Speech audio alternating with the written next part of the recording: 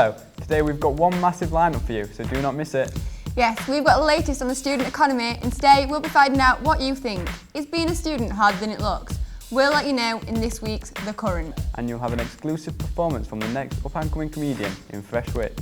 We'll see what the young filmmakers of Chesterfield College have been up to and finding out how to get the best out of our day trips to the cinema in this week's Lights, Camera, Action. And to finish off your weekend, we have a live performance from your unsigned band of the week. Park it everyone, you can catch them on The Vibe. I'm Kerry Schofield. And I'm Josh Tansley. And this is Blended.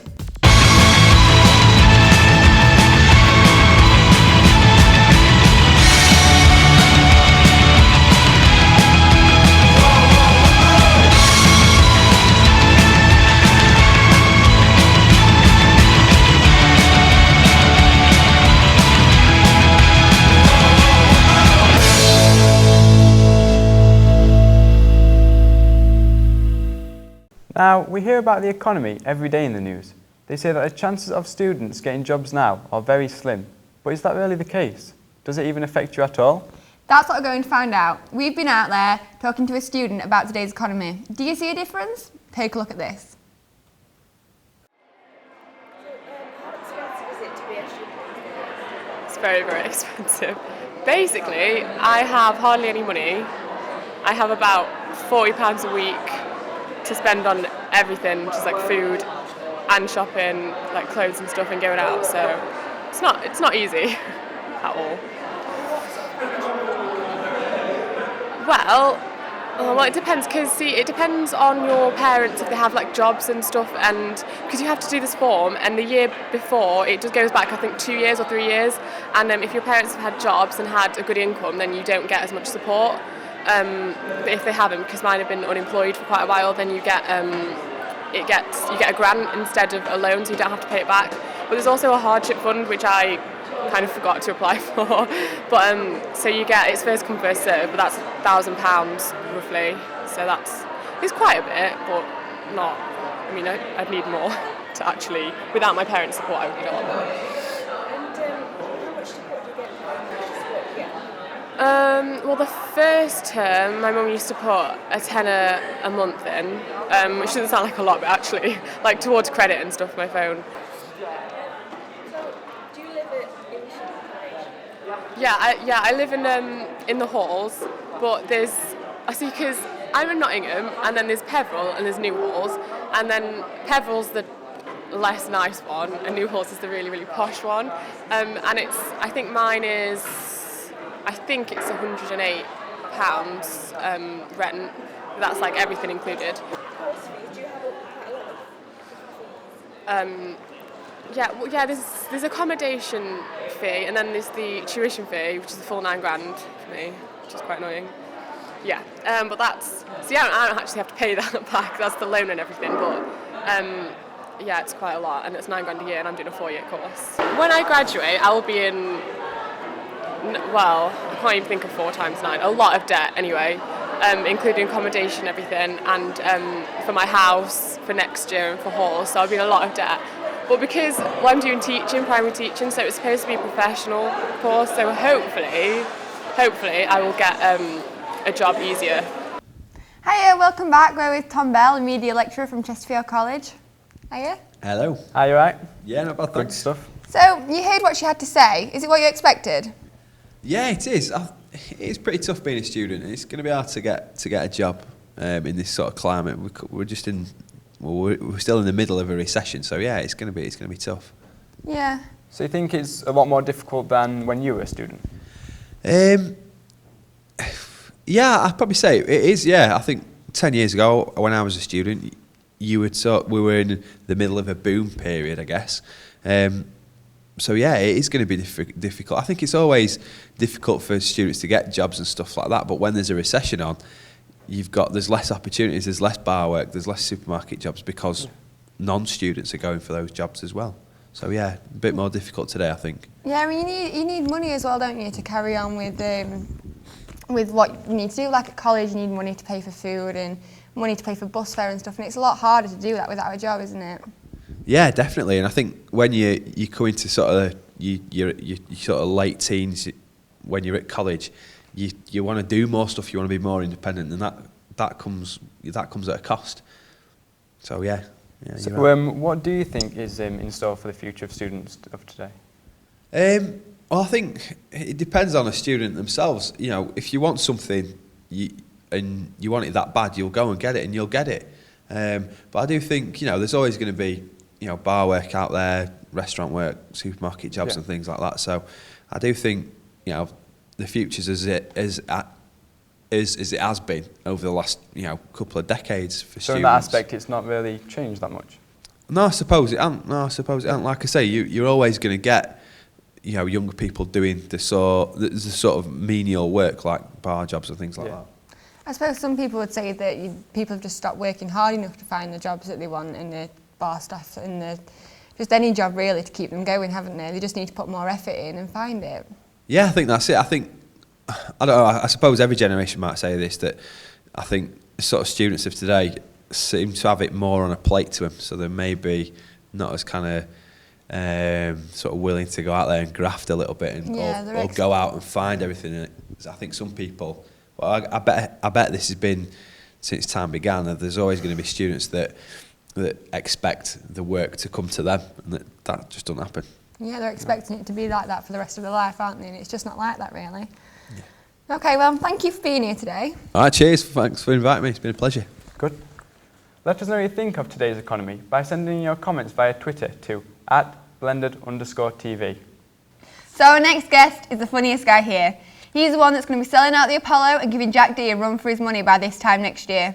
Yes, we'll be finding out everything you guys want to know, from tips on how to start up comedy to details on when you can catch his next performance. Shall we reveal him?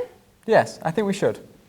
I think Josh Smith's a really nice person, he's a really good friend, and when I went to comedy night it was absolutely hilarious. Last night I told you I loved you. Woke up He's quite baby, tall. on the vodka. You know, he bought me a couple of pints now and again. He's a good lad. He's alright, Josh, good lad.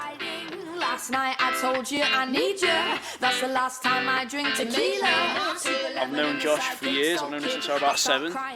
He's always been the same. He's always been funny. Last night I asked you to marry me. That's when I Met him at comedy night on his home turf. He was quite funny. I'll give him credit. screwed if I ever wake up in Vegas. Wish I could stop, and I'm not joking. Drinking too much and socially smoking. Wish I could start to behaving and wake up in the morning. Never miss a day again. Hiya Josh, thanks for coming in. How are you? It's been going good for you lately, hasn't it? Is it around 15 gigs you've had? Yeah, it's going alright. I suppose they keep coming in thick and fast, so it's alright, yeah. So, I mean, John Bishop has a lot to answer for your comedies, doesn't he? He's the one that inspired you to start all this? I suppose, a few years ago I went and saw him live, my first stand-up gig live, and yeah, it kind of, after watching it, I knew this is what I wanted to do. I always wanted to do it. When football didn't go to plan, this was kind of like second plan. Would you describe John Bishop as your favourite comedian?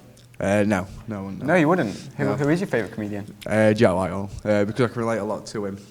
All right, yeah. 'Cause he's, Being young, you know, Yeah. I'm hyper, he's hyper. All right, so when you realised that this is what you wanted to do, how did you go about getting your first gig? Well, I went for a competition which I didn't get in because my emails went down, but it kind of went from there because then I got into a little open mic now, which really didn't go to plan. It was in front of about 6 people, and I didn't really go down too well, so I thought Merrick said maybe this isn't for me. And then I kind of went into another gig, and then I kind of got a good review, so then I thought, yeah, maybe this is actually for me. I mean, did you go to this competition with a friend of yours, or were you all by yourself? I originally went by myself, but then I met a great guy called Jared Shooter, who I gig with a lot now. Okay. So Jared plays an interesting role in this, doesn't he? You met him at this comedy gig. Yeah. How did that come about? Well, he was one of the acts, and I got asked to judge. So after giving him a really high score, we kind of come, like I say, we kind of come close, really. We kind of started gigging together, and then. So your family have been coming to watch you for, what, 2 years now? 2 months. 2 months? That's 2 just months. been watching you. Yeah, because at first, in case I were awful, I didn't want them to come. Because there's nothing worse than seeing your son down stage, is there? Really? Well, yeah, I suppose that could be pretty bad.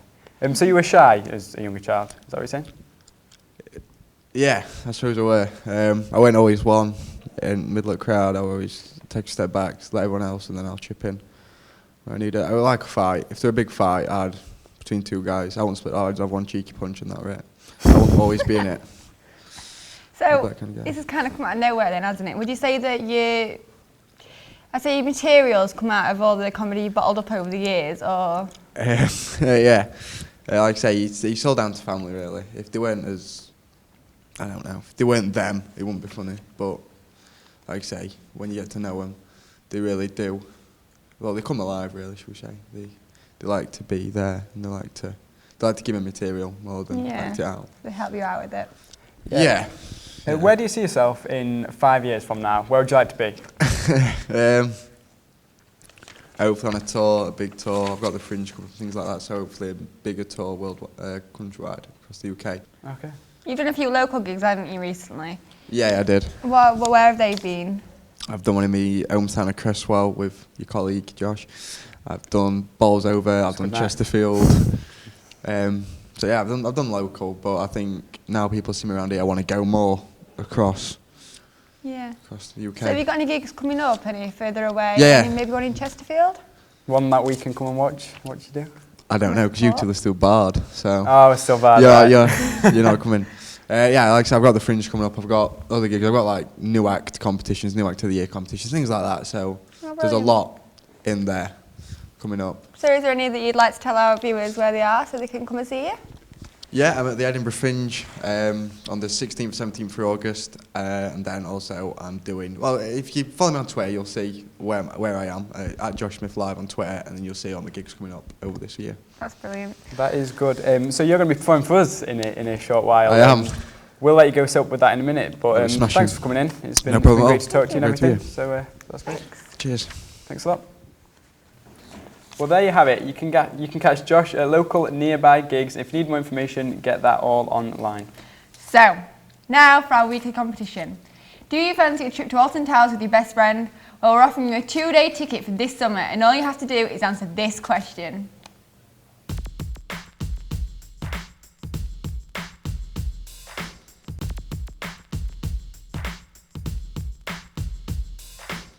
So my name's Josh Smith, I'm 18, I'm at that age now where I am a little bit of a worrier, and it's quite weird. Like the other night we're having a little route around as a normal lad does, and now route around I don't mean what you are all thinking, it's that you just meant to check at 18. So having a little route around and I found something, and a normal 18-year-old lad would go straight to the doctors, but no. I went that little bit higher than the doctors. 3 o'clock in the morning, I'm banging on my mum's door. Mum. She went, what? I went, Mum, honestly, I found something down there. Oh, she went, what is it? I went, I don't know. I think it's a lump. She went, well, it's all right. I'll take you to the doctor in the morning. It's fine. I went, it's not. You're going to have to look. She went, no, I'm not, Mum. You're going to have to look. You don't understand. You are going to look. 3 o'clock in the morning, I've got my leg on a chair with my mum holding a mirror underneath my ball. She says, Josh, I can't see anything. I went, Mum, honestly, there's something there. Now, the next bit what she said, it was a little bit uncomfortable because my mum's never really said anything like this to me before. She went, do you want me to have a feel? I went, what? She went, well, would you like me to have a feel? Yeah. She put her hand underneath. And the only thing that was going through my head at that moment was, please do not get erect. Whatever you do not get erect. But no, like that moment passed, and it's like being 18. I have friends, not that like normal people, and they said, look, you ain't got a girlfriend yet. I'll take you ice skating. I'm not really good on ice. I can only just stand on my own 2 feet anyway. I'm really not meant to go on ice. And they said, well, look, it's easy to pick a girl up. All you have to do is go over. When they fall over, pick them up, take them to the side, and get the number. When he said it, he seemed quite straightforward until I got my skates on. I got on and I was doing the shuffle. Now, if anyone that's ever been skating, the shuffle's not a very good look when you're trying to act cool. You kind of do that. And when you're doing that in front of lots of girls, it kind of looks as if you've just wet yourself in an appropriate area. So this girl fell over and I went, look, she's falling over. You go over now. You go get her. So I did my little shuffle. Just about to get there, and this girl comes skiing past me. I fall backwards. Then an old lady came over to me. She picked me up by the hand, and she said, would you like help? I said, yeah. She picked me up, and together we shuffled to the side. In front of all these girls, I am now holding Ethel's hand across an ice rink. For her to get there, for me to get to the other end. She looked at me, I looked at her. She went, God bless you. And I went, yeah, thank you. And these girls went, well, if he skates like that, it must be shit in the bedroom. Ladies, thank you. I've been Josh Smith. Thank you.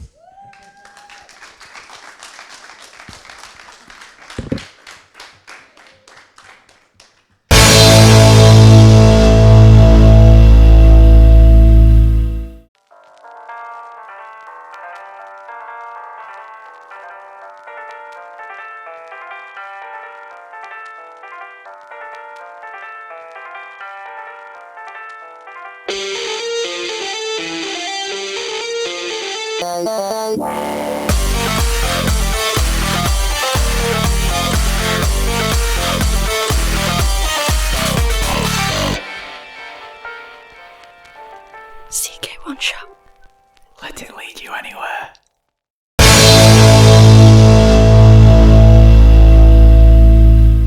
Hello and welcome back to Blended. Before the break, we asked you what your opinions were on today's economy and whether you think it really does affect you. Yeah, so we've been finding out your tweets, and actually some of them are really interesting.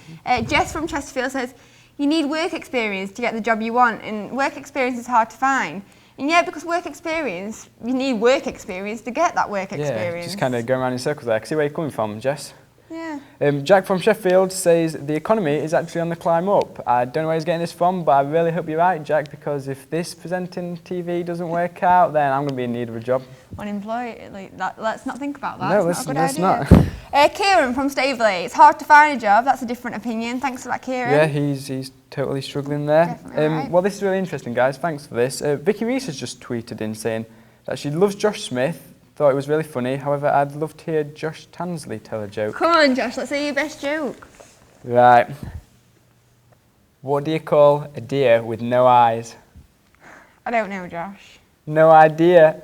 I really hope you like that one there, Vicky. It's the best one I've got. Yeah, I'll stick to presenting. So, we've come to that part of the show where we get the best tips on your cinema experiences. We want to know what you can do to make your screenings even better. That's right. So we've been out there to find out what the professionals have to say. Take a look at this. And so do you have any advice for the viewers, kind of the best time of day to come and see a film? Well, Tuesday's a good day to come, so all the ticket prices are the same price, which is £5.70. I've been to see Welcome to the Punch, Right. which was very good. What was good about it? Mark Strong, James McAvoy. Yes, definitely. I think we'll all agree on that. Yeah. It's good because when you come in the afternoon, it's not always that busy. Yeah. So you don't have to worry about getting disturbed. That's always a plus side. Yeah. Definitely. And it's good because you often get a chance to see other similar sorts of films which are about to be released. Come when the cinema opens. If you don't want it to be busy, come on a Tuesday, it's cheap. If you've got Orange Wednesday, come on a Wednesday. If you've got a student card, use that. Basically, yeah, if you try and get here earlier, you're more likely to get a good seat. So. Wow, that was really interesting. I know that's helped me. Yeah, I found that really interesting. We hope that's helped you guys. Anyway, now have a look at this clip. It's a drama filmed by local media students called Wildwood.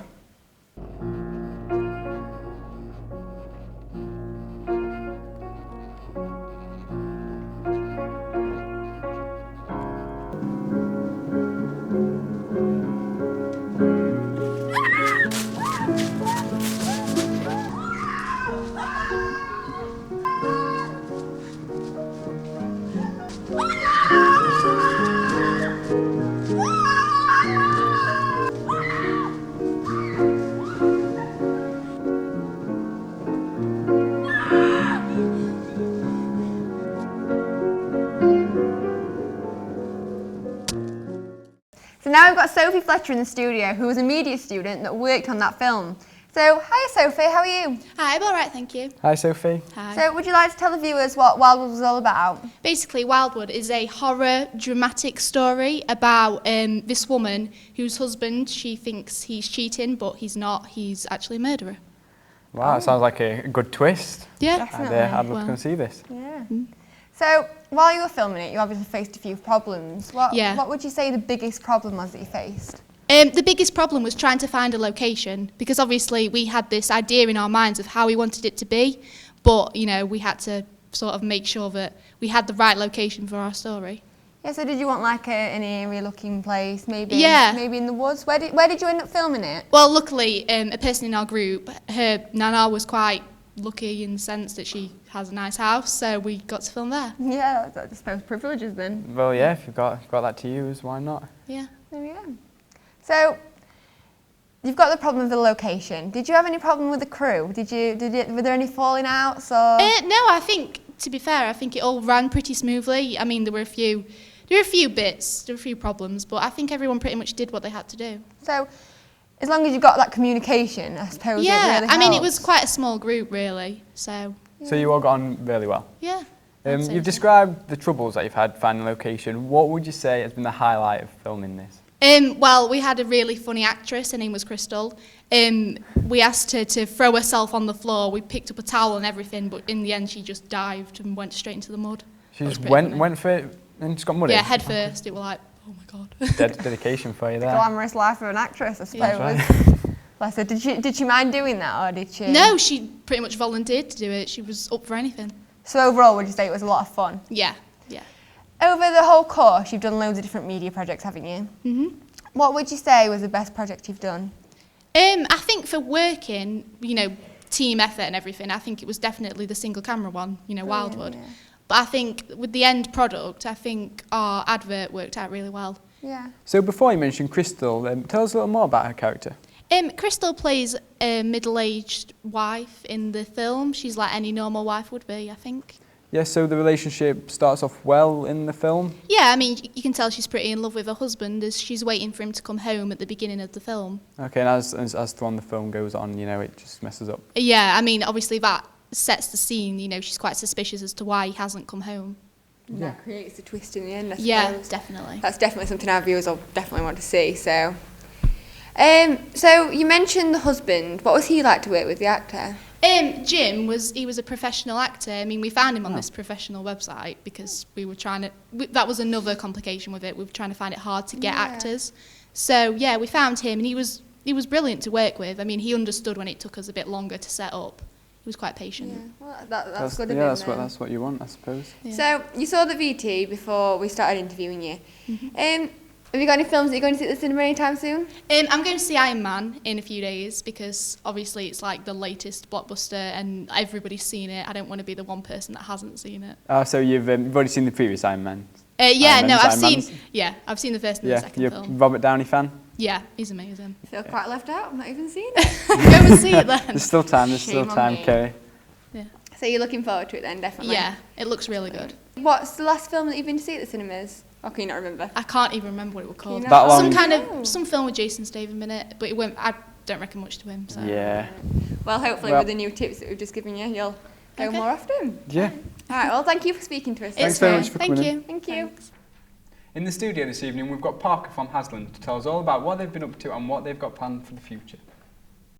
Well, every weekend we all kind of chill out and listen to music, so I guess it's a massive part of our lives.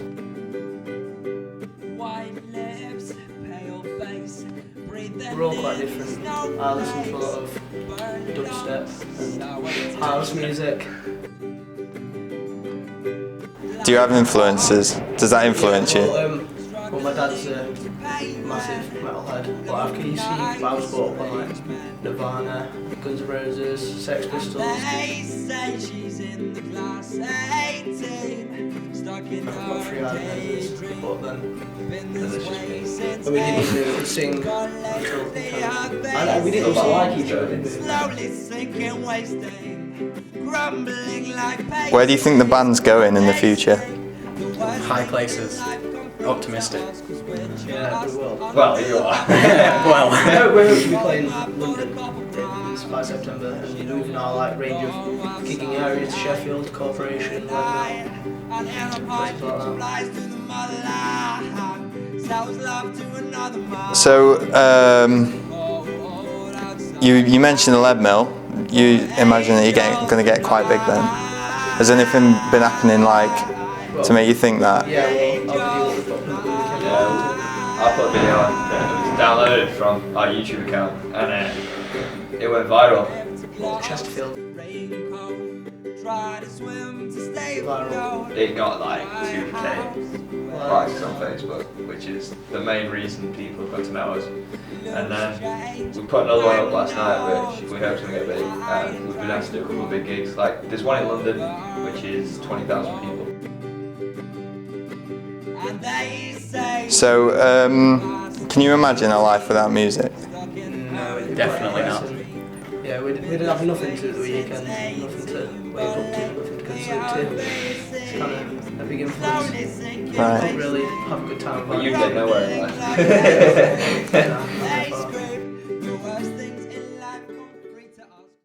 In the studio this evening, we've got Parker from Hasland to tell us all about what they've been up to and what they've got planned for the future.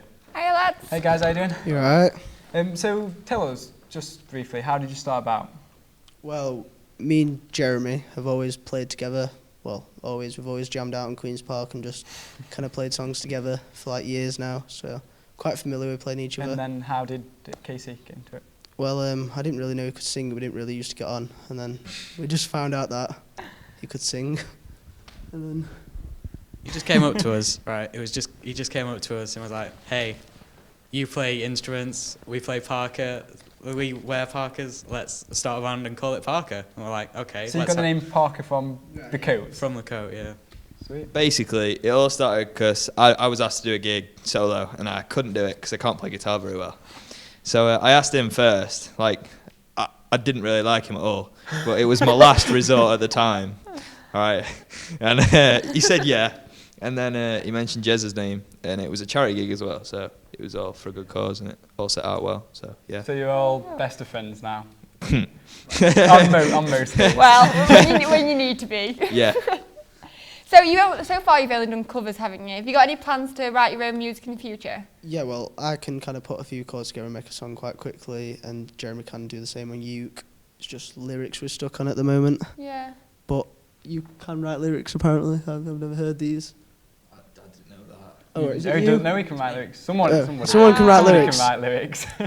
Yeah, we'd like to write our own songs. And we were walking back from the train station the other day on a really nice hot day, and we kind of wrote a really nice little chord riff, didn't we? Chord progression. Yeah. Just something for the summer, you know. Yeah. Yeah. Well, how many gigs have you already done so far? No, more than 5 or 6. Yeah. 5 or 6. You've been together for how long? 2 month and a half. Wow, We played a wedding, 304 pubs, and 2 school gigs. You've done a wedding? Oh wow. Yeah. It's pretty big time. Pretty amazing. We've been paid overall so far. How much?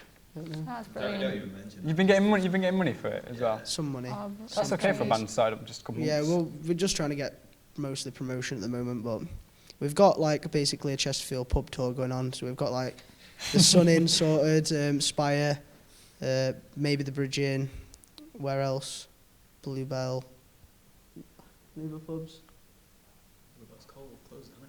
No, So you're kind of just staying locally for yeah, now. and then we hope to aim to like move our range of like places to play to Sheffield by end of summer, September, October kind of area. Yeah, you're doing well so far. I think one of your videos gone viral, is that right? Yeah, How did that feel? Well, we were pretty much gobsmacked at that. I mean, I was just sat there thinking to myself, yeah. So. And which video is this? The Bastille Pompeii cover in the heated bus stops. Yeah, he got annoyed because I kept messaging him like every 10 minutes saying how many likes it got, because I was just refreshing it constantly. Oh, wow. And, it went mad for the first 2 days. How many likes has your video got? It's about 1.8 thousand. Wow, that's amazing.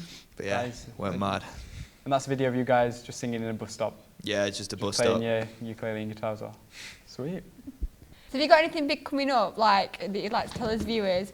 Is it true that you've got a Peak FM interview? Is that right? Yeah, I'm just sorting this out, so I thought I'd take it off him, but yeah. And yeah, we've got Peak FM interview if the head teacher lets us, which is a real bummer if she doesn't. What's that? Have you got to have time off school? It's about 10 minutes off school, but it's like because we're in the middle of exams, she's really, really picky.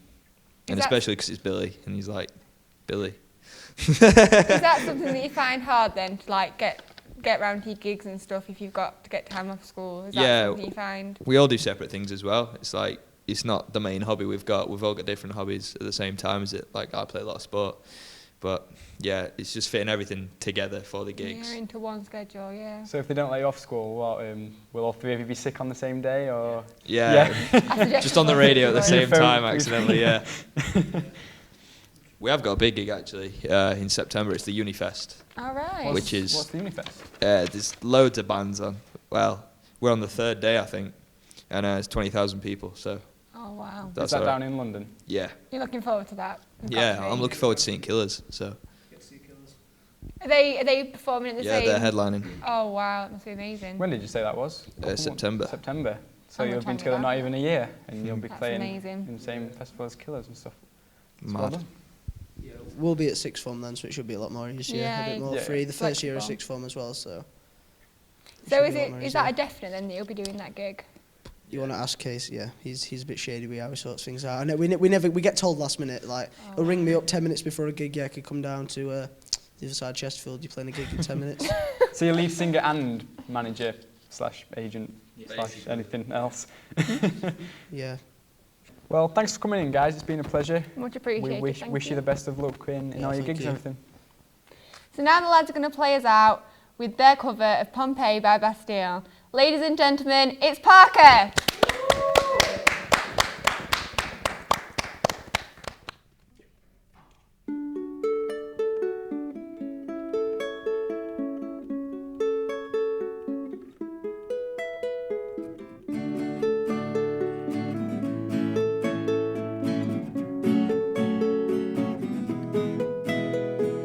I was live to my own devices. Many days fell away with nothing to show. Oh, and the walls kept tumbling down in the city that we love. Grey clouds ran over the hills, bringing darkness from above. But if you close your eyes, does it almost feel like you've been here before? And if you close your eyes, does it almost feel like nothing changed at all? How am I gonna be an optimist about this? How am I gonna be an optimist about this? Oh, where do we begin? The rubble of our sins. Oh, where do we begin? The rubble of our sins. And the walls kept tumbling down in the city that we love. Grey clouds ran over the hills, bringing darkness from above. But if you close your eyes, does it almost feel like you've been here before? And if you close your eyes, does it almost feel like nothing changed at all? How am I gonna be an optimist about this? How am I gonna